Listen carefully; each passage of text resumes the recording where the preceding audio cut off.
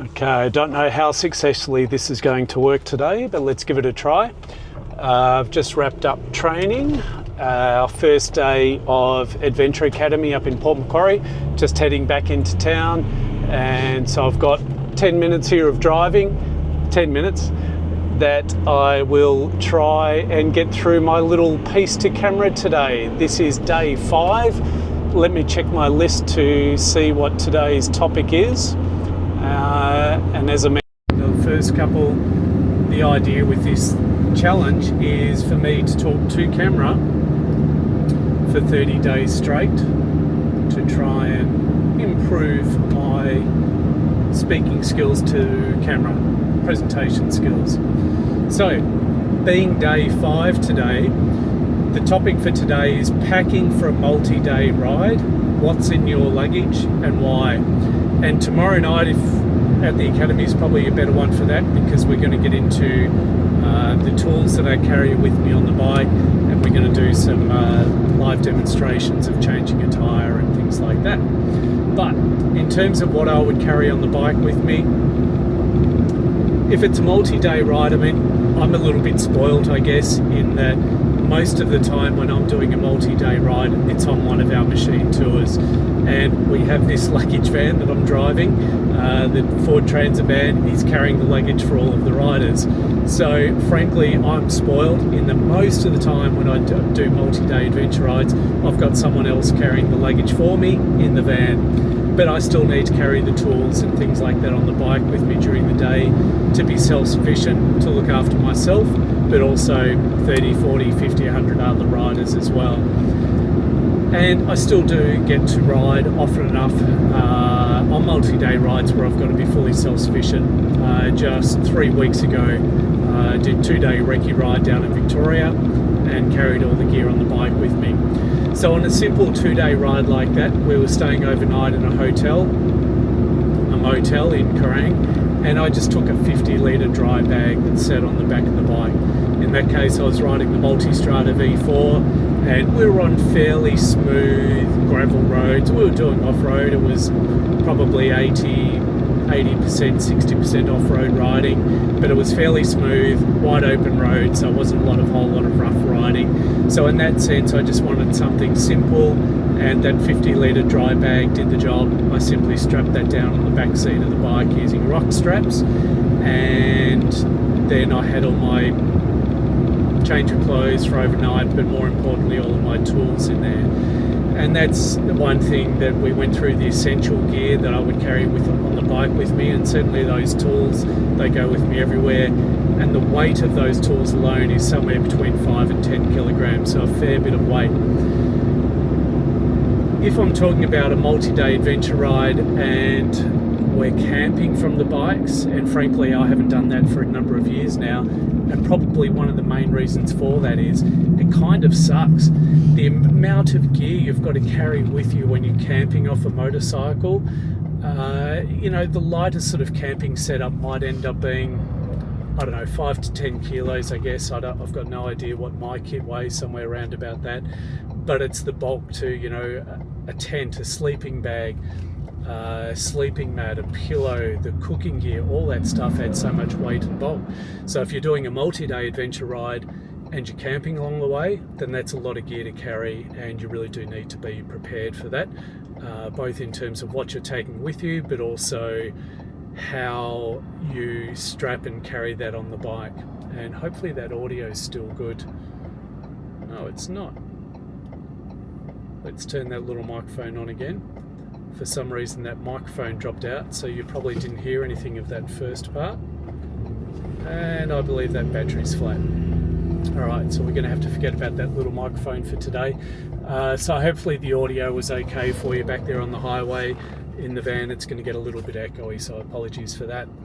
So if I'm camping on the bike, it's a lot of gear to take. Frankly, it takes a bit of fun out of it for me. And as I mentioned, with the normal multi-day adventure rides that we do, we've got the luggage van here.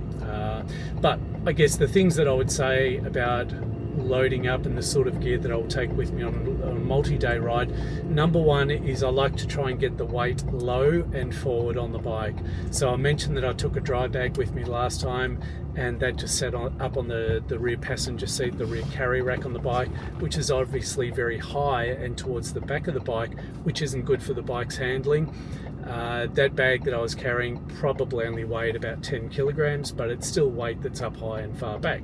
So if you're on a multi-day ride, it's probably going to weigh more than 10 kilograms that you're carrying with you, and you're definitely better off using saddlebags for harder off-road riding. Obviously, a lot of riders will use hard pannier boxes.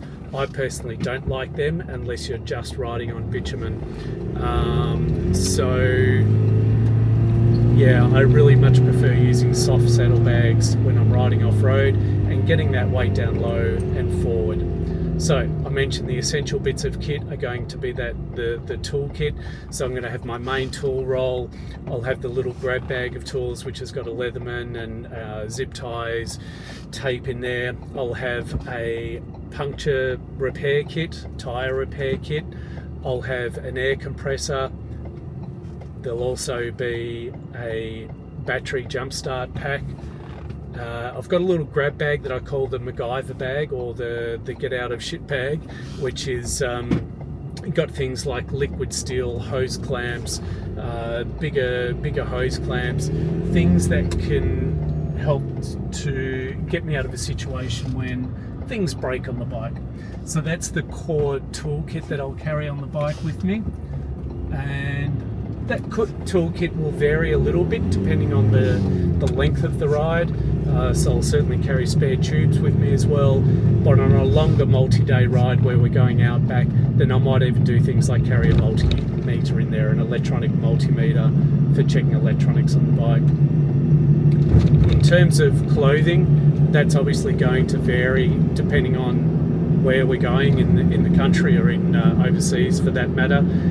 When we run tours over in Europe, for example, we typically, we used to ride the bikes over there with hard panniers on the bikes because we're just riding on the road. Nowadays we tend to have a luggage van there as well. But if you are riding with hard panniers and you're on bitumen roads, then you really do need to pack lightly to fit all of your overnight gear in a couple of pannier boxes. But equally, when you're doing a multi-day ride off-road, you don't want to have a lot of bulky clothes there. So you have to choose the clothes that you're taking with you carefully. I tend to take one pair of sneakers with me, which are fairly lightweight. They'll pack up pretty well. Not a big fan for taking thongs with me. Thongs are obviously much larger and more compact, but I don't wear thongs much, and I don't want to not get into a pub just because you've got your dirty, stinking toes hanging out of your thongs at the end of the day. I'll tend to take travel pants with me rather than jeans. Jeans are quite bulky and heavy, whereas nylon travel pants are really great. Likewise, I'll take some shorts with me, maybe some swimmers or shorts that I can swim in. Probably 3 or 4 t-shirts. We'll hopefully be able to wash them along the way. A couple of pairs of jocks. We tend not to wear. I always wear bicycle riding shorts on the bike during the day, so I only wear jocks, underpants at night at the pub, and so they're only on my body for a couple of hours in the day. So I only tend to take a few pairs of them. T-shirts I mentioned. The top end, I'll often have a mid-layer type top, long sleeve top that sometimes I'll wear underneath the jacket when I'm on the bike. Really, it depends again on the weather that we're riding through. Obviously if you're going up north to Cape York, it's going to be quite a different outfit that you take with you up there. Really basic toiletry kit that I would take with me: toothbrush, deodorant. I often don't take a razor with me, if we're going to be just a week-long ride, something like that. And then maybe a sport towel or something that will fold up pretty compact. So the gear that you take with you on an multi-day adventure ride, I think really depends on whether you're staying in hotels, whether you're riding on bitumen, whether you're camping, what the accommodation situation is. Really dictates what sort of gear I take with me on a multi-day ride. So that's it for day 5 of my 30-day challenge. A little bit different doing it in the van today. Apologies for the audio if it's not good. I'll check it later on, and if I've failed on the audio front, then I'll have to re-record this later tonight. Heading back to the workshop now. I've got about half an hour before the boys will be back there, and we're going to do a bit of a tech talk tonight on GPS navigation, satellite communication in emergency situations, all that sort of tech gear that we tend to carry with us on adventure bikes nowadays. We'll do that presentation at 6:30. We're heading for dinner. Looking forward to it. See you tomorrow.